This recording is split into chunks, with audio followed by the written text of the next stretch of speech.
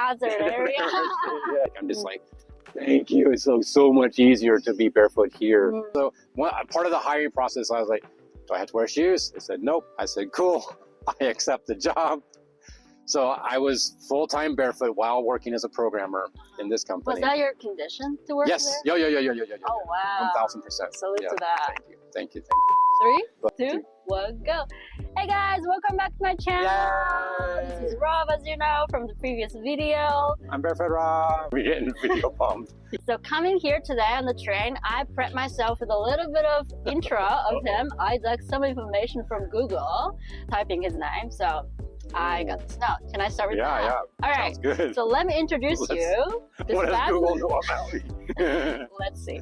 All right. As we already touched upon this, he's been barefoot for the last 24 years and still counting. Well, 24 years of my life, but my first 7 years in Japan, I wore shoes. Okay. So it was 10 years in the U.S., 7 years with barefoot, and then 7 years with shoes, and then, hang on, no one in Tokyo cares what I wear. So, Right, so all in all, a little bit together, on and off. Yeah. All together, 24 years. Yes, Cool. and counting. But counting is And counting, key, that's important. key phrase. Okay, and then Rob conducts workshops, meetings, and one-to-one sessions, giving people skills to connect with each other and themselves more joyfully. And he's also a connection coach for men. He has been running a men's peer counseling group in Tokyo since 2015. Is that correct? He has also presented at TED Talk Ogikubo, which by the way, I watched this morning on the train. TEDx Ogikubo. Oh, TEDx Ogikubo, sorry. It's really great, and it's one of the most underrated TED Talks I've watched so far. I hit my mic. Thank you. Yeah, of course. I'll link it down below, so if you're interested, please go check. He has also been on TV program called, you guys might know this, You wa何しに日本へ, and it's super hilarious. You should definitely watch it. I'll link it down below, so check it later. So ladies and gentlemen, this is my one and only full-time barefoot friend, Barefoot Rob! Okay, so first, I want to actually take a closer look at your feet. Can we do that? Yeah, yes. I think you guys are also interested in what his feet are actually looking like, which is different, okay? Different, So let's look at it. Look at this. I don't know if you can really see the difference. I'll just put mine here for a reference. Reference foot. I just want to tell you, like, this part is like, なんていうの? It's like a mountain here. Can I touch? Is it okay? Yeah, that's fine. It's like this part, I don't have much muscle. But here I feel like, oh, look at this. And the thickness, overall thickness of the feet are just magnificent. Oh. I hope you can realize this as well. And is it okay for me to touch? Yes. So let me touch this part. あ、ここ硬い. It's really, like, I'm like putting my nail on it and like it's not like soft at all. Right. This part. At the arch, that part never touches the ground though, so that's still soft. Yeah. How about this? But yeah. Oh this is heel, really so this thicker skin. rough. I can feel it's really thick. Yeah. You want to comment on your feet? Well, there's one interesting thing right now. This is a crack due to basically the skin being dry. So I moisturize it and then I forget about it and then it cracks. Oh shit, I forgot. And then I moisturize it. But right now, it's not actually that painful unless I like really kick it or hit it. But it looks bad. Yeah. But it's just really thick skin. They don't go all the way to the nerves, so I just basically don't even think about them. I don't notice them until it gets like, oh shit, I should have been moisturizing. So I have a question. So this cut is not made from like getting injured. Correct. By something on the Correct. street. Is that normally the case? Is it more of the case of like dryness? No, there are a couple of very specific injuries that are common for me. Basically, if I'm walking and I kick, and this is not my foot, but if I kick a curb or something, it just like lays open the flap of skin about the size of a 1 yen coin. I don't really worry about it. It's basically I'll just close it, go about my day, and then at the end of the day, open it back up, wash, and then close it. Oh, wow. By the next day, even that evening, it's not going to be bleeding anymore. And within 2 weeks, basically completely healed. And you can't even see where the injury was. But that's the most common injury that I have gotten that I have to care about. The second most common is to find a little bitty piece of glass that makes its way into my foot. All right. That type of injury is harder for me to deal with myself. I need to basically, have someone dig it out with a needle. But it's so rare. Like once a year, once every 6 months if I'm not lucky. It's just really not often enough to worry about. She should be barefoot. That's true. There was one kid earlier today that was barefoot, but not all the parents recognize the value of letting their kids run around barefoot. That's probably the biggest benefit as you grow up being barefoot, in my opinion, right? Yeah.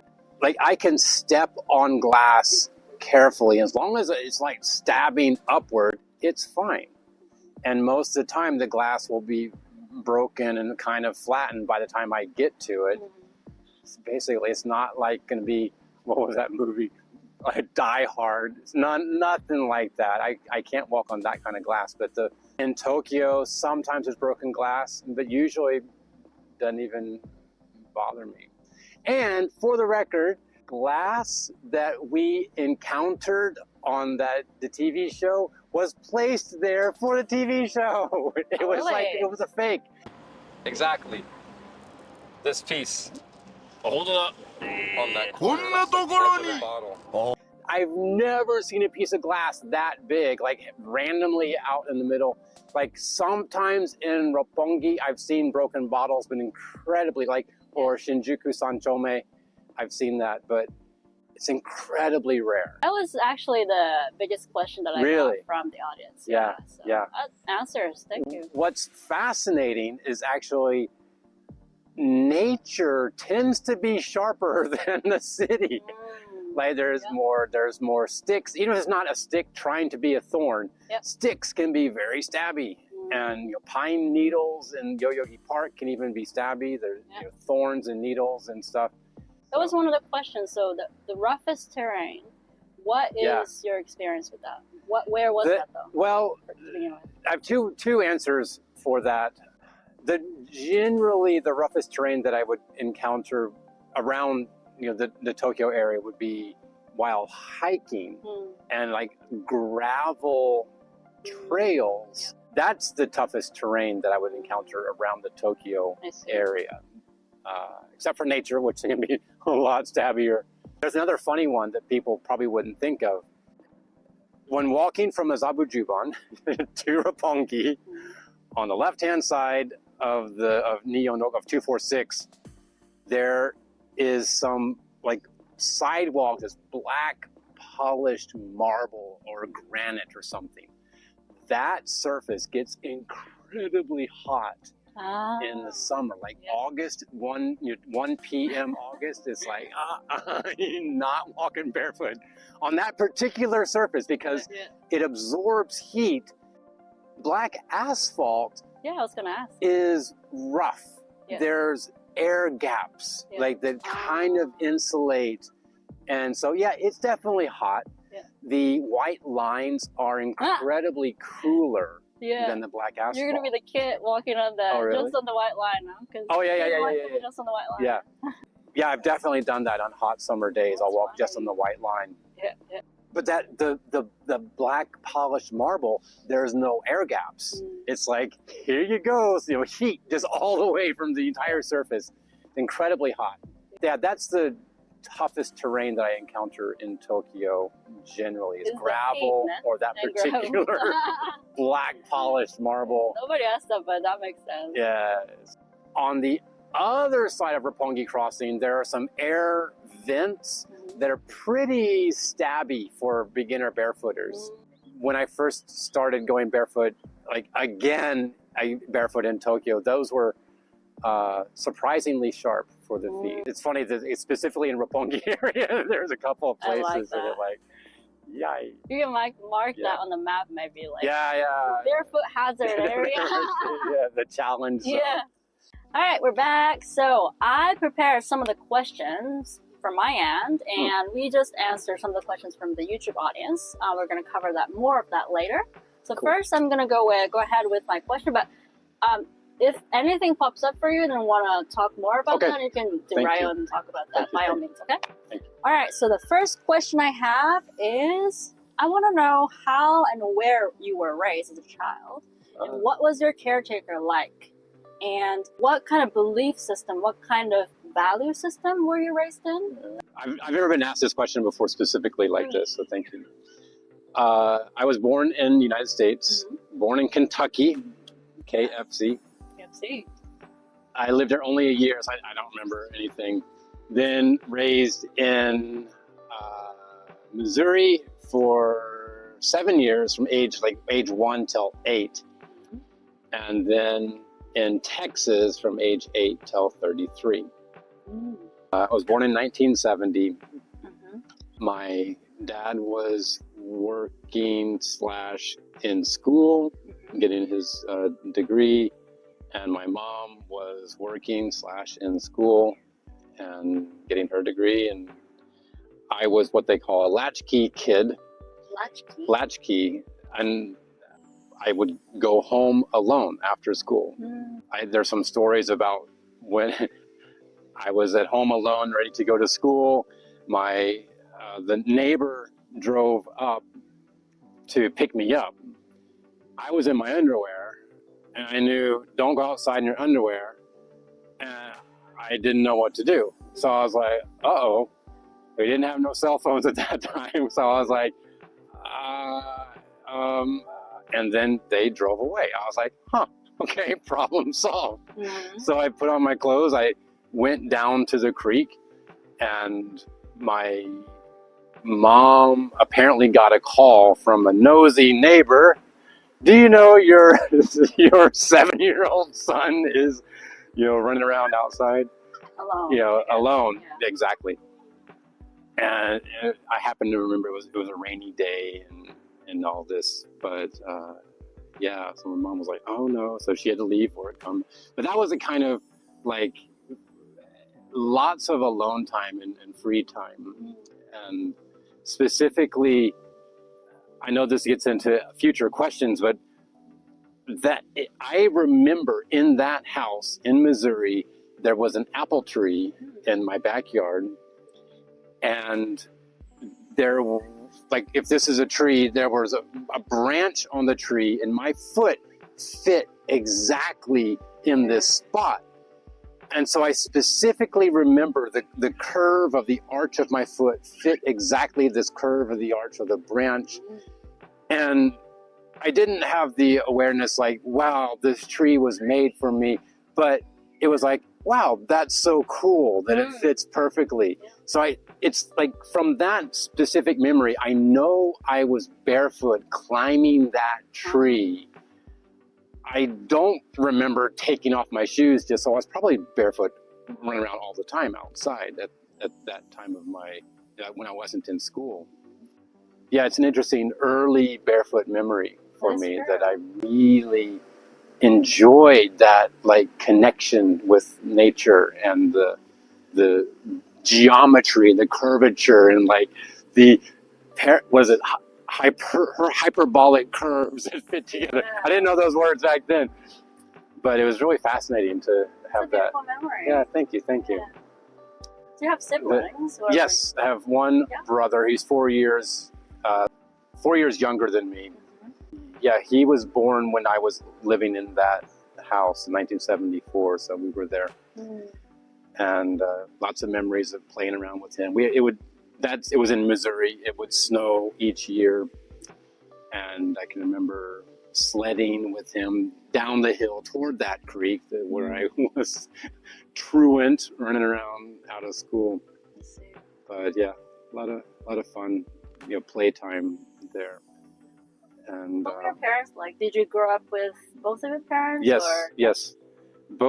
With both parents, they stayed married, and so in that way I was with both of them, but they were working a lot, and so in that way we had alone time. And my mom was raised in, I always forget, in a church where it's like, you're going to go to hell unless you follow our rules. It was very scary for her, and she was like, nah, I don't want to raise my kids this way. So she specifically looked for a religious denomination or some kind of a spiritual framework for us that she thought would be good for us. Interesting. So she specifically looked around. She found Unitarian Universalism as a denomination that is part of the next part of your question. Like, I was raised in basic concepts. People are good. It's important to be a good person, and so that we live in an interconnected web of life, and that we don't have all the answers. We have lots of questions for you, kind of thing. And everyone in that denomination, everyone is encouraged to find their own spiritual truth, whether you believe in the divinity of, that there is a God or not, that's fine. If you believe that this or that prophet is the real one, that's fine. But so long as you allow others to have their own, experience, it's not like religion. Is it a religion? It is. It's the coolest religion I've ever heard. Thank you. Do you think so? Yeah, it allows your belief to be yours. Yes, it doesn't it necessarily encourages. enforce you to believe certain God or anything. Yes. You have to follow your own heart and find yourself, find your own religion, basically. Absolutely. That's cool. Wow. And just one more shout out then for the youth organization in the 1950s or something, the Unitarians, Uni one. So they believed there was one God. They said this Trinity stuff is nah. There was one God. And then a different organization called the Universalists said there's universal salvation. Any path is okay, and you can get to God through. One of them? So no, wait. No. So the youth groups from those two organizations somehow found each other and like, hey man, you're pretty cool. So through the youth groups, the two organizations found each other, and so now the denomination is Unitarian Universalist. Oh, so cool. And so it's interesting that the youth organizations kind of brought together the larger church organizations. That's really interesting. And they both originally were branched off from Christianity 400 years ago or something. So it's not like they have tons and tons of time on the planet, but that's the denomination in which I was raised, which there's lots of ways to be spiritual, and we invite you to find your path. That's really interesting. And you would so say that belief system really impacted you from the young age. Yes, I will say it impacted me so much that I don't even, it's like a fish swimming in water. Fish are very impacted by water, and they don't know about it. So, yeah, it was just, what I did notice, though, was I really liked my church much more than my high school. Like, the church youth group was like, you're beautiful, and you're beautiful, and you're beautiful, and I'm beautiful, and we're all beautiful in our own crazy mixed up ways, and you can wear whatever kind of t-shirt you want, and that's fine. But in high school, it was like, not those pants, not that shirt, not that hat, people like picking each other down. And so I was like, gosh, that is a stark contrast to how the communities were being formed. So by that time, my high school days, I was in Texas, in north of Houston in Tomball, Texas. The community is very like people oriented, but also like historically oriented, like who was here first kind of thing was very important because like those families had built up their reputation and they tended to be the cool kids and the cool families and stuff. My family just moved in when I was in junior high school, and so I didn't have any clout, so to speak, with that. But the main issue for me is that I was just shy. And I didn't be like, hey, you know, what's going on to people. I just tended to be in my own little bubble. I wouldn't even cut my hair because I didn't want people to notice that something had changed. I just had a bowl cut until junior year of high school.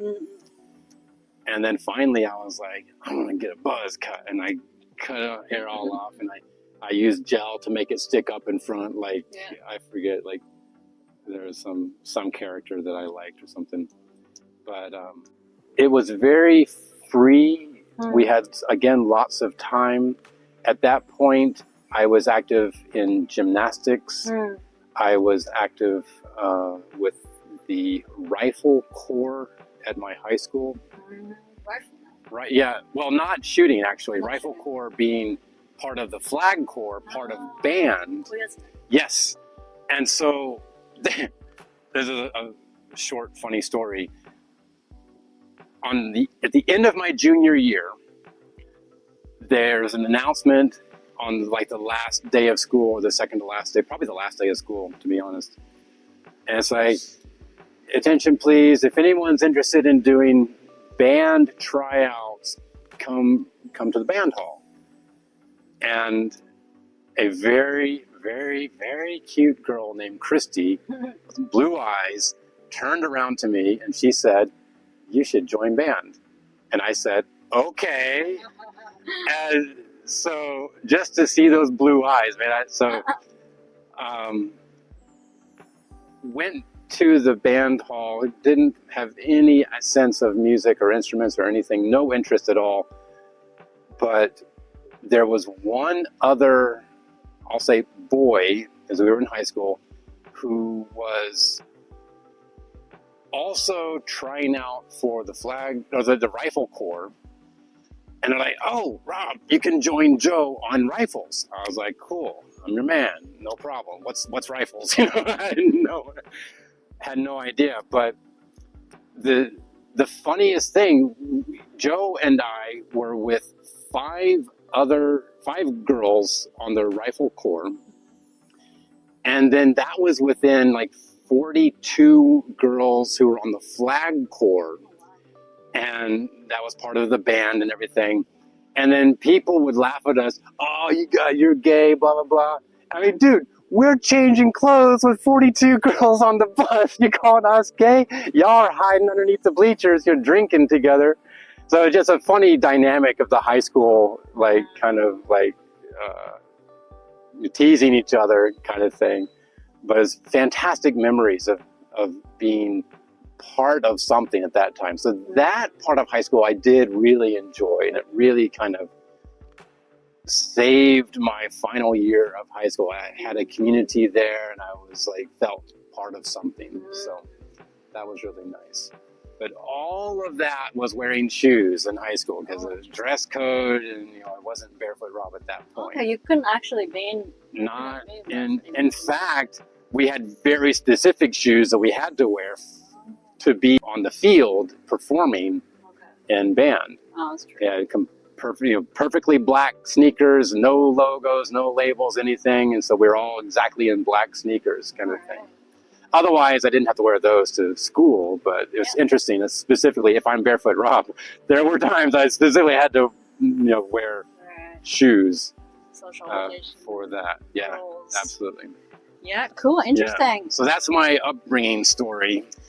Yes, and that question leads to the next one, which is what inspired to go barefoot, right? Like, yes, is there a role model? Was there a barefoot person before you? Yes. This childhood teaching, the spirituality did impact you to be that. Yes. there's like two main key role models, as it were, that I have talked about or thought about. One, connected to high school. I read the book Roots by Alex Haley, which is a compendium, a compilation of stories about Alex Haley's forefathers, his ancestors, who were enslaved, and some were forcibly brought to the United States, and have, he wanted to kind of share the history of his family. And I did read the whole book, and I got an F on the report because I wrote like a half-page book report on it. Handwritten, we didn't have, but I got an F on the report, but I read the whole book. I don't remember anything about it except one story included a 5-year-old kid in Africa, I don't know which country, that walked behind his brother on a long ass walk for like all day long. And at the end of the walk, his feet were all bloody and tore up and like horrible. And I was like, holy shit, if a 5-year-old can do it, I can do it. So that's like not even a person that I met. I assume the story has historical truth in it, but I don't know. But I was very moved by that story in Alex Haley's book, Roots. How old were you when you read it? So I was in high school, so it was my senior year, so I was 18, maybe 17, 18 years old. And I read about a 5-year-old who withstood the trauma of walking all day in nature, which I've already said, nature, you be scary sometimes. Yep. Very, very stabby. And that really moved me. But even at that point, I couldn't go barefoot because of high school and blah, blah, blah. But soon thereafter, when I changed to my university days, I was able to go barefoot at the University of Houston. And there is a gap of some years as I went to a community college for a while and all this stuff.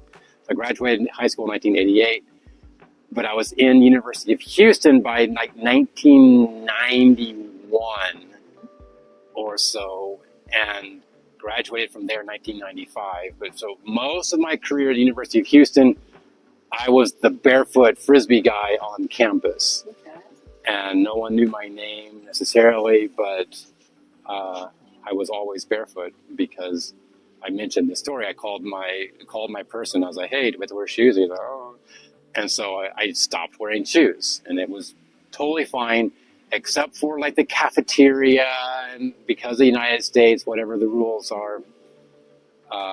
So I carried sandals to go into the cafeteria, but. What made you decide to go barefoot? Was there like certain specific moment that you can recall? That's a good question, and offhand I don't recall a moment, except reading that book gave me the belief that it's possible.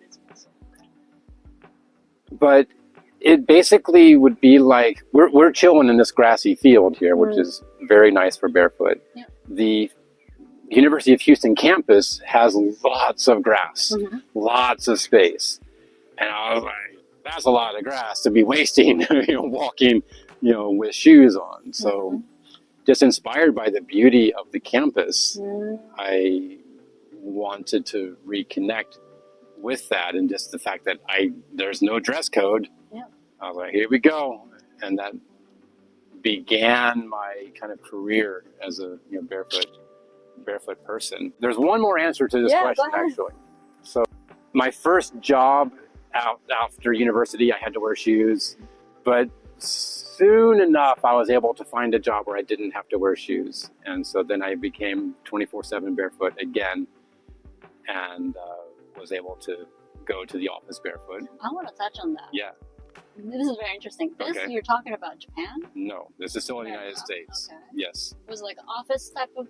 An office job. I was working as a programmer. Oh. Small building, but it was a suite within a building. We had I stand say we had the company, but I worked for a company that was there. And they're like, we're not hiring you for your shoes. We're hiring you for the programming. Yeah. And so they're like, yeah, whatever. You can wear whatever you want. That's a cool job. Yeah. When was that? 98 or so. I worked there a couple of years. In Texas? Or where Yes, is in that? Texas, in Texas. Houston. Yeah. Texas, in my imagination at least, is a very Your imagination is correct. Isn't Yeah. it? Right? Yeah, yeah. How was it going barefoot in this city, in such a place? Somehow it was a non-issue. Nobody stopped. No one stopped me. Convenience stores specifically have signs that say no shirt, no shoes, no service. Mm-hmm. And so I would always, dutifully wear shoes at convenience stores. Grocery stores are about 50-50 that they were like, hey, you need to wear shoes, or someone complained and please wear shoes. But otherwise, just roll in barefoot, no problem. Post office, I remember, always no problem. Trying to think about like official place, like library, no problem. It was just related. Oh, and restaurants. Restaurants, you have to wear shoes here, blah, blah, blah. And I think those laws, they might not even be laws, but they're based on ideas that are not like well-founded. But there are certainly reasons to wear shoes in terms of not be stabbed by knives or whatever in the kitchen of a restaurant. Fine, but walking around in the customer area, I think it's no problem. There are more rules in the U.S. than there are here regarding walking around barefoot. That's very interesting. I feel like in a lot of senses, America is more free than Japan. Yes. But somehow for barefooting, Japan is more free. Yeah, that is interesting. Yeah. There's, the idea of individual freedom is very strong in the U.S. Yeah. And I didn't try to fight for my right to walk barefoot in the convenience stores. I don't care, kind of thing. Even if it were the case here, I wouldn't push it. But the fact that I don't have to worry about it, that's fantastic. I'm just like, thank you. It's so much easier to be barefoot here in Japan than it was, I'll say in Tokyo, than it was in the U.S. Yeah. I shouldn't even say the U.S., in Houston. Yeah. Because there's some part like Hawaii, lots of barefoot, is available there. And it just depends on the region, but here it's been easier than where I grew up. So yeah, I feel very lucky. Yeah. We're back. We're it was back. too hot, so I just took off this shirt inside and I put up the hat. Yeah. Okay, so we didn't touch on your There's role model. one more story, role model. So Yes. Tell me about that. After I came to Japan in 2003, I was here working as an English teacher for a while, for 2 years, and then I discovered an amazing organization called Peace Boat. Peace Boat is amazing, oh my God. Peace Boat is not a boat. Peace Boat is an organization that has a long-term contract with a cruise ship agency going around the world, teaching the world about each other, everyone, different countries, and meeting each other. And their mission is peace through education. I was blessed with I got a chance to sail on 2 voyages, number 49 and 52. You guys remember? Yeah. And on the 52nd voyage, so my second voyage, we had a guest speaker from Papua New Guinea, I think, named Gabby, and he was barefoot. And I was like, dude, I'm so jealous that he can be barefoot on the ship, but I couldn't because I was a volunteer representing blah, blah, blah. So he was an inspiration for me because he's 24/7 barefoot. His feet were beefier than my feet. I'll just say it that way. It was quite inspiring for me. And I was jealous for sure. I was like, oh man, I wish I could be barefoot. And the fact that he was a guest speaker and he was barefoot where I couldn't be barefoot made me realize rules can be adjusted. I won't say broken, but that he was able to be like, nope, he's barefoot, the end. If you want me, I'm barefoot. That's the end of the story. And so that was a big inspiration in a mind shift for me that helped me, I'll say unconsciously, realize that, okay, it's possible. And it still took a few years from that point. That was like 2006. And it was 2010 when I started to go properly barefoot in Tokyo. Was it after you started living in Japan, the Bespoke project? Yes, yeah. I had been in Japan for 2 years at that point. And then joined that. And yes. Then started going barefoot after. How many years later than that? So then, like basically 4 years later, I was on Peace Boat in 2005 and 2006. Oh, that was quite some time. And around 2010, I've said this multiple times. I realized that no one cares. In Tokyo, it's like I would see people wearing like funny cowboy outfit. There's a guy in this area, I forgot his name. He wears a vest and a cowboy hat as his thing, and no one notices him. No one pays attention. It's like he's nobody, and he's wearing a cool, like, hey, come talk to me kind of outfit. No one talks to him, but I did, and I forgot his name. But he's in costume, I guess. Yeah, kind of. And so that type of thing is ignored in Tokyo, and so I realized, well, then I can go barefoot. If people ignore weird costumes, I can just take off my shoes. That's true. And I did feel nervous at first, but it was fine. Cops didn't stop me. Trains didn't stop me. It was all good. There's this funny clip from the You wa何しに日本へ. If you check that from the link below, you'll find some of the scenes are really, really, really funny, right?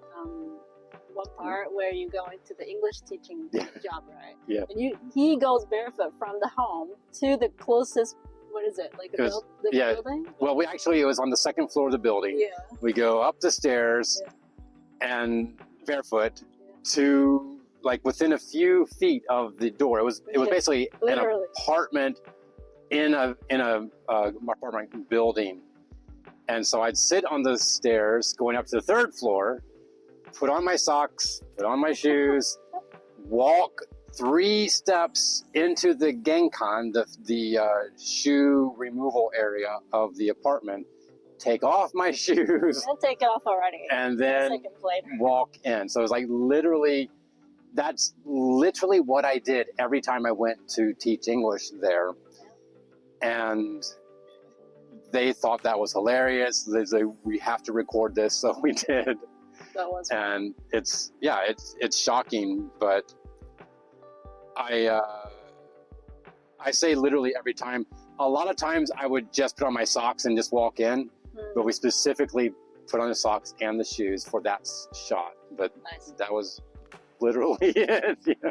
Did you always have to do that as long as you had that job, or did you change to just going barefoot everywhere, including workplaces and stuff? At that particular job, I always wore shoes in that company, and in that school, I should say.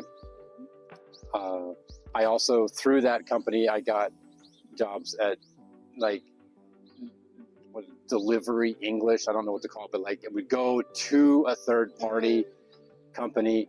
In 90% of the cases, I had to wear shoes at those places. But there was one place that shall go nameless. I don't know if officially I was allowed to, but the students were like, yeah, we don't care. But I was able to go barefoot into one particular class. So Mayumi, thank you very much. And I forgot her name. But yeah, Mayumi, so it was good times. Did you have any other jobs other than teaching that you could go barefoot too, like an office type of job in Japan? Teaching, no, but I eventually switched back to programming. Right, that you're doing right now. Right. There's a different random, not related to barefoot, funny story, but one of my students was like, you know, what's your hobby, or what's your job, or he said, what's your job in the United States? I said, programming. And he's like, oh, you know, my hobby is buying and selling companies. And I said, no, a hobby? He's like, yeah, I know what a hobby is. My hobby is buying and selling companies. Okay. And I said, huh? He's like, so you're a programmer, right? He's like, okay, come to my office, bring your resume to my office on Monday. I said, all right, cool. So I went to his office. This is in Shibuya. Went up, it was up in Mark City, like on like the 15th floor of the Mark City Tower. And I went up there, I went to the reception desk. Sumimasen, you know, turn in my resume. And she's like, oh, chotomatte, you know, please wait. And I'm like, okay. And she's like, please come into this room. I'm like, okay. And about 10 minutes later, my student, turns out he's a manager of like, he had brought 12 people in with him into the office. He's like, all right, give your introduction in Japanese. And I was like, oh my God, I'm not ready. Hi, sumimasen, tsureishimasu, you know, I didn't say Harashi no Robu this, but my name is Rob Nugent, and blah, blah, blah, blah. And the guys were like, okay, we'll take him. You know, one of the people on his team said, we can use a programmer with that experience, so let's go for it. Wow. So it was like, wow, that was amazing. Yeah. So it's through that connection to my barefoot, so I keep saying barefoot because I have everything barefoot. Through that connection of me teaching English, I got a job again programming. And at that job, they're like, yeah, we don't care if you wear shoes or not. So that was your student, this boss, the big boss? Yes, he was a big boss, but my student learning English. His English was quite good, but I'm guessing he was, you know, a bit bored, you know, because he's working at a level that I don't even think about. He's like, I buy and sell companies for fun. And his office was very cool. It was like just the tatami room. He had to go into his office, one would have to take off their shoes, and his cubicle was like elevated from the other cubicles in the office, and he had his own little spot. Take off your shoes, and he had a meditation, like a stool in one corner. Must be a cool guy. It was very fascinating, and somehow I just lost track of him. I've thought about how to recontact him again. I might have tried and didn't get a reply, but it's just lost to history. But I'm forever grateful for that, like, reconnection to programming world here in Japan. Knowing a president of the company to be able to go barefoot is a good one. Yeah. Cool. Yeah. Question number 3 is kind of simple, like what your day-to-day looks like in the work day and the non-work day. Yes. Maybe weekend is your Saturday, Sunday is your weekday, right? Yes. Yeah. So both scenarios?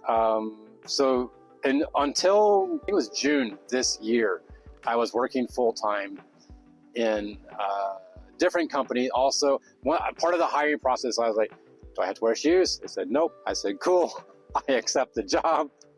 So I was full-time barefoot while working as a programmer in this company. Was that your condition to work there? Yeah. Oh, wow. 1,000%. Salute to that. Thank you. But it was in the financial industry, which I haven't had experience before. And I gave it a good Aussie go, as they say in Australia, but it ended up being not a good fit. But yeah, at that time, every day we went to the office. We did have, it was at the, like 2-3 years after the pandemic, there was lots of work from home. Had 1 day in the office per week, and that slowly ramped up to like 3 days per week in the office. And but all that time, I never had to wear shoes at the office. and some people, we were working in something like a WeWork kind of situation. International company? What's the culture? The specific company that I was in, it was international for sure. We use English as our communication. There were some people speaking to the customers that was in Japanese 99% of the time. The management is foreign. Management was, English speaker. Okay. And but the other companies in that WeWorks type situation were basically Japanese. And some people would say, oh, it's cool, but I can't do it. And I would invite them to, example, my barefoot walking events, and never got a reply. You know, it's interesting that this goes into a cultural thing, but it's like Japan really values fitting in and like do what everyone does. Big time. Yeah. And as an American, I really value do my own thing. Yeah. And I hope by being barefoot, like the guy wearing the funny cowboy, not funny, it's just like cowboy hat and a vest, doing his own thing. Do my own thing. Do your own thing, please, whatever it may be. You know, we each have our own, like, I think that's basically your YouTube channel is about, like, you know, my one and only. I think it's an amazing concept. Yeah. I'm really glad that you're doing your own thing, showcasing people doing their own things. And I really hope that is part of what people take away if they see me walking around barefoot. It's like, if he can go barefoot, you know, what can I do? Yeah. So, no, thank you so much. Yeah. It was his call, actually. You told me, you know, like through line chatting and like, maybe your YouTube could take some help from like doing an interview with me. You know, without his input, I wouldn't have actually talked to you about it because I would have thought maybe, you know, too little to start with. Wow. Thank you for that. You're welcome. Yeah. You're welcome. I remember that now, but it's you know, selfishly, I like, I get to be on YouTube kind of thing, get interviewed, and that's fun. Yeah. But I'm glad it could be inspiring. So thank you for. It can be scary, I imagine, to be like, okay, I guess we're doing this thing. Yeah. That reminds me of a story, actually. The part 2 of the Barefoot Rob's interview will be up next weekend, so stay tuned. Bye-bye.